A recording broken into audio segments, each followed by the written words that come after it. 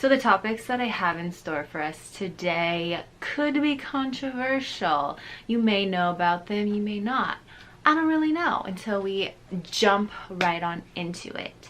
So I feel like these topics just should be talked about because I feel like if you do live with a chronic illness, you are probably dealing and know about these two things, which one of them is imposter syndrome and the other is medical PTSD. So let's just jump right on into it. And I wanted to start off with talking about medical PTSD. So if you don't know what it is, let's just start there. So PTSD in general is post-traumatic stress disorder, and adding medical PTSD together, it's post-traumatic stress disorder due to trauma in a medical setting. So I'll give you a few examples that I have personally gone through. Growing up, I was extremely scared of doctors, of being sick in general, even getting like the common flu scared the shit out of me. So like, you can ask my mom, like, I was the biggest germaphobe. I still am, but like not nearly as bad. But I was a huge germaphobe because I was so scared of being sick, ending up at the doctor, ending up at the hospital, whatever.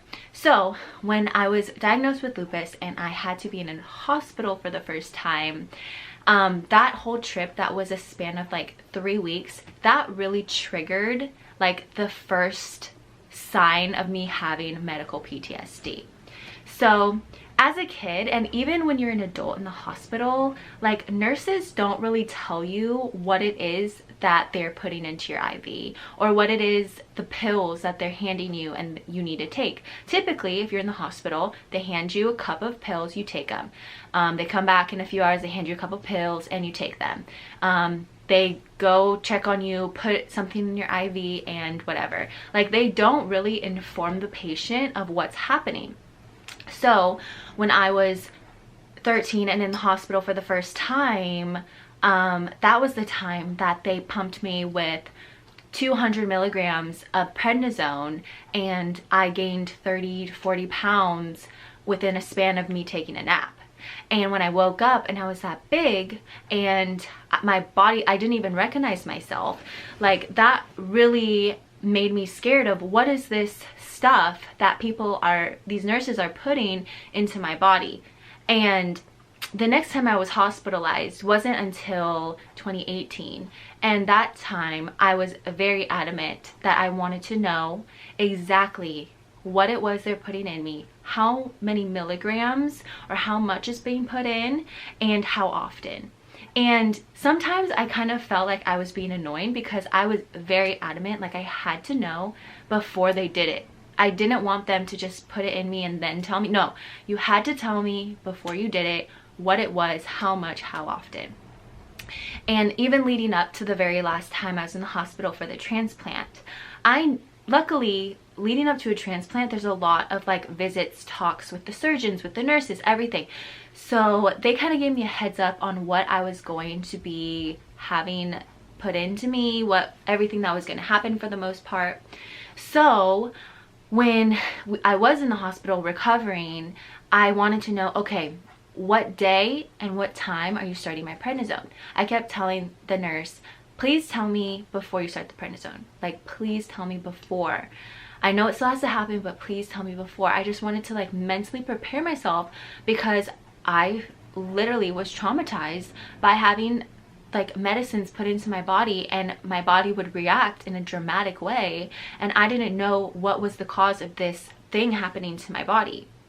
So many like symptoms, side effects of different medications that have happened over the years that I had no idea what was to come because I wasn't informed. And I don't really think it matters if you're 13, if you're 25. Like, doctors should inform you, the patient. Even if you're a kid, they should just tell you. And also, if you're a kid, inform your parents, and your parents should know what it is that is going into their child's body. I don't think that any nurse, any doctor should just prescribe something and give it to someone without their knowledge of at least what it is. Like, they might not tell you the side effects, and if you at least know what it is, you being the parent or you being the patient can use your phone and look it up, and you can see what maybe the side effects might be from that medication. And I think that's only fair and should be a standard in hospitals, but that's just my opinion. I would work on that. I might work on that. You might hear that soon coming from me. Anyway, another thing that still to this day I am extremely freaked out about is needles. And I know that that is something that many people are scared of and have anxiety over, is getting their blood drawn, getting shots, whatever. For me, shots don't bother me. For me, what bothers me is blood draws, because again, of the time I was in the hospital the first time when I was 13, and I had a very traumatic experience happen. First, in the actual hospital, like, they just had to keep repoking me. Yeah, that's traumatic, whatever. But the thing that sticks in my head, the thing that like I see when I'm freaking out, when they're wiggling the needle like in your arm, you know what I'm talking about? The thing that I think back on is when I came back for like a checkup after being in the hospital, and apparently I was like dehydrated or something, I don't know, and the nurses poked me about 4 or 5 times in my arms, and they couldn't get an IV, or I couldn't get a vein. So they pricked all 10 of my fingers. They pricked them and they squeezed the blood out into the vial, one by one by one. And I don't know about you, but a finger prick hurts way more than like a shot. And they pricked 10 of my fingers, and it was horrible. I was there trying to get my blood drawn for almost an hour, and the end result was them pricking all 10 of my fingers. So anytime I think back, like when I'm there with my arm out and they go and they stick the needle in and they didn't get it and they're wiggling around in there, I just start thinking about when they did that and then they decided to prick all my fucking fingers. That is fucking trauma, okay? And that is the reason still to this day why I fucking hate getting my blood drawn. I look away, I cannot look at the needle. Blood makes me queasy now. And it's crazy because, like I said, it is like uncomfortable, it's gross, sometimes it hurts, but it's just like gross to look at. But I just can't look at that. And I just need it to be quick and done, and I don't want to look at it because it freaks me the fuck out. Okay, it's like disgusting. On top of that, I also get extremely bad anxiety around hospital visits or doctor visits. It doesn't matter if it's just like a checkup. When I used to go to dialysis, I'm so happy I could say that, when I used to go to dialysis, but when I used to go to dialysis, and it was a very routine checkup every month, every 2 weeks, whatever it was. I knew what to expect, I knew what was happening, but still the idea of going into a doctor's office freaked me out. And I just really don't like it when they take my blood pressure. Every time I go into a doctor's office, it's always like extremely high, and they think something's wrong with me, and I'm like, no, I'm just freaking the fuck out. My heart beats like 140 beats per minute because I'm scared of being in hospitals. Like, the medical field in itself freaks me out, even though I'm also so comfortable with the medical field in general. So it's like very weird for me because I feel like I could be a nurse, honestly, without even going to school. Just from like a nurse for like dialysis patients, or like a nurse like in what I'm going through only. Don't like think I could just be any nurse, but a nurse for my condition. But at the same time, I get so scared of that situation when the eyes are on me and the appointment's about me. And also something that came from the medical PTSD is my dislike for any nurses or doctors that I am in their care. So when I go to the hospital, and you know, you see a lot of different nurses over the time, and I I need time to see if I trust you. So 12 hours isn't really enough time to tell. So I usually don't like any of the nurses or any of the like random doctors that come and see you, because I like really just don't trust doctors.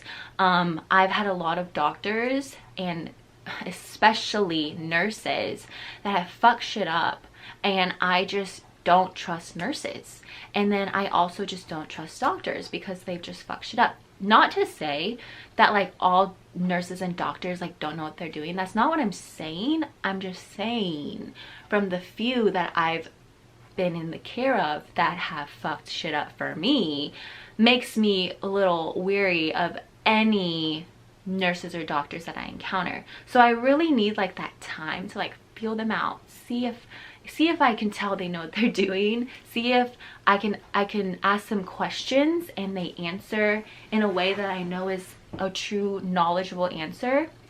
One time I was at the emergency room at Mayo Clinic in Arizona, and in the emergency room nurse, I could tell she was very new, and she was the one taking care of me, giving me my medicine and caring for me for about like a couple hours. So I started asking her questions and she didn't have any answers. I was literally testing this girl and she just couldn't answer any of my questions, which told me that I didn't trust her. So like I'm like very like I sound so toxic when it comes to nurses and doctors, but honestly that's what happened to me due to so many occasions where I was given something wrong, I was told something wrong, they did the wrong thing. So many things, so many times, it has scarred me.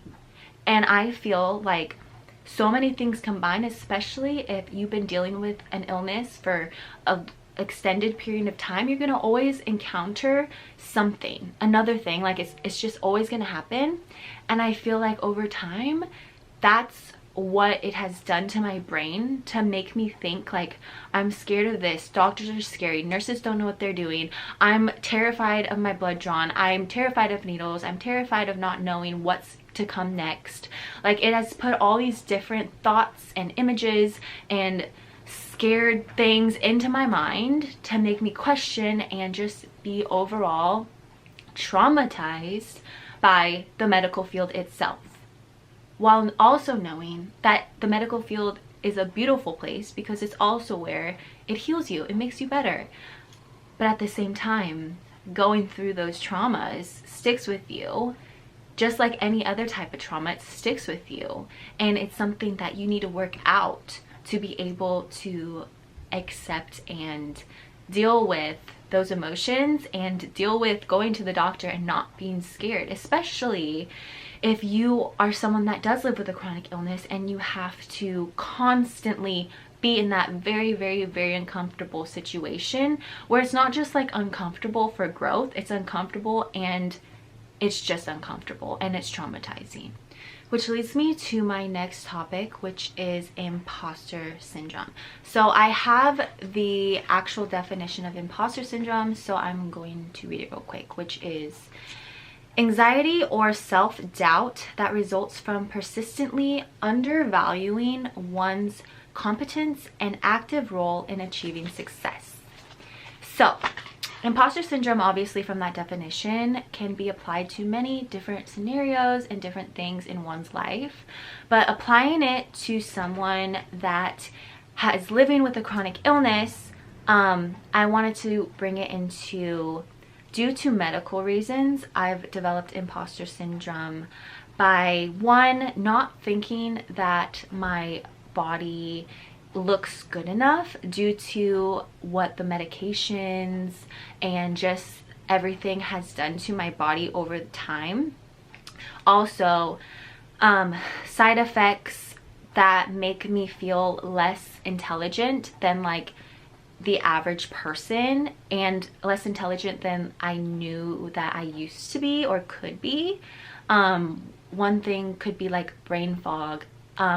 I experience brain fog a lot, and I experience it more, one, when I'm flaring, and two, when I'm on certain types of medications such as prednisone. The brain fog is at its fucking peak, and it is horrible. I literally forget what I'm saying, what I'm doing, where I'm going. It happens all the time, and it's really, really frustrating and really annoying, and it makes me feel stupid because I feel like I can't even talk sometimes because I just forget mid-sentence what I'm saying, or someone's talking to me and I forget my response, so I'm just like yeah.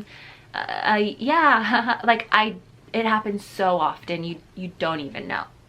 And also, I sometimes feel like not capable of being as successful as a healthy person because of my medical conditions, which I feel like all those things I just listed are valid, and they do seem like something that could be holding you back, but at the same time, it is the imposter syndrome stepping in. And those things are all things that at one point or another in my life, I've felt those things very strongly, actually. And the thing about making me feel not as intelligent, I feel like I feel that the most because brain fog is one of the things that lingers around for me the most and the longest and happens most often. So a lot of times I feel like I'm just stupid. If you were to ask friends how many times a day I say, oh my god, I'm fucking dumb, because I can't speak how I want to speak sometimes, and it really irritates me. Like, he will vouch for me, I do say that a lot, and I don't mean it, but I do mean it because it is really annoying and it is really frustrating. However, dealing with imposter syndrome is something that I've been trying to deal with and trying to work through mentally a lot, which does bring me back to our topic last week, which is being aware and working on your mental health. And I really do feel like all the things that you can do to better your mental health will help with you dealing with imposter syndrome. And once you feel more confident in your own skin, you feel like you know yourself better than anyone in the entire world, it really does shift the way that your brain thinks and looks at life, looks at yourself, looks at your situation and your surroundings. So I'm not saying that you're living with a victim mentality, which goes hand in hand with imposter syndrome, because all those things I mentioned were very negative things. So they do go hand in hand, but it doesn't mean that you are playing the victim card. But it could be that subconsciously that's what is happening. And if you really do take the time and work on your mental health and really just focus on being the best freaking version of yourself, I feel like it will clear up so many obstacles that you're dealing with, leading you to have like a better life, a better understanding of your conditions, and just overall just being happier and healthier in your own body. Imposter syndrome is something that many people deal with, and it's not uncommon, and a lot of people don't even refer to it as imposter syndrome. But anyone that thinks that they're fucking ugly, that they're too fat, too skinny, so many things, like they're living an imposter syndrome life. And whether you call it that or not, I feel like that's what it is. And again, going back to understanding yourself and mental health will definitely get you out of that imposter syndrome mindset and also that victim mentality, and lead you to a better way of life. And so like I said, we talked about this last week on last week's podcast. So if you want to go back and listen to that podcast and kind of get tips on how to better your mental health, I also want to do more episodes just on mental health because I think it's really important, and I want to have more people on that can talk and explain their stories through their mental health journey, because I think that not just healthy people should be bettering their mental health. I think every single person should, because I just think that it really does make you happier, healthier, a better version of you. Even if you think that you're you're happy already and that your mental health is good, like still working on yourself every single day will just lead you to a life of success. And I truly believe that, and I really do stand by that and hope that others do as well. Also, being able to work through those obstacles will help with your medical PTSD. So your mental health, fixing your mental health and working day in and day out on your mental health will help heal your imposter syndrome and your medical PTSD.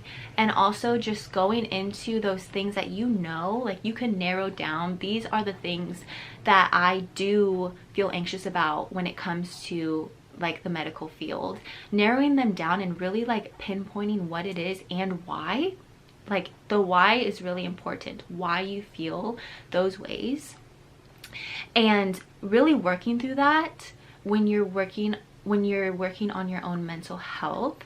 So the next time that you go to that doctor's appointment and you know, hey, I have to get my blood drawn and that's the thing that's really freaking me out, like really giving yourself the grace and the time to understand your feelings, understand why it is that you are feeling that way, and telling yourself that it is not as big as you're making it seem. I promise it will eventually become something that you will look back on if you continuously work on it and work through it for a time. You'll look back on it and you'll be like, I can't believe I was so scared to get my blood drawn. It doesn't even hurt. And that is something that I really hope that everyone can accomplish. Like I said, not just someone that is chronically ill and is dealing with that. It could literally be anyone with any situation or scenario. And with that, I feel like I was talking so fast and so crazy right now, but I just really did feel passionate about those two topics today.